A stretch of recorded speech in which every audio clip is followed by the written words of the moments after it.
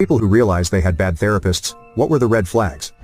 1. So I went to child therapy back in the day. But the therapist always had my dad in the room with my sisters and I. Because of that I was never able to tell her about how he was abusing my sisters and I.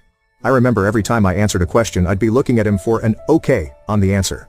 She literally never caught on. 2. I was 13. The therapist was an older woman who upon first meeting me said to my mother that I was on coke. I wasn't. And that my father and or brother were aping me. My father and brother have never, ever touched me like that. This was one sick woman who needed help herself. 3. When he was on the news for banging a client. It was his arrest photo because that's a crime. He was our marriage counselor, and he was married. So was the client. 4. The one I went to after my suicide attempt at 16 had some, not so compassionate opinions. My very first session, one thing I told her was that I was bullied a lot at school. Her response was, well, suicide attempts are usually done in order to manipulate others. So, since you were capable of that, did you ever consider maybe you were the bully? I really never spoke to her again. I had to go weekly because of my attempt.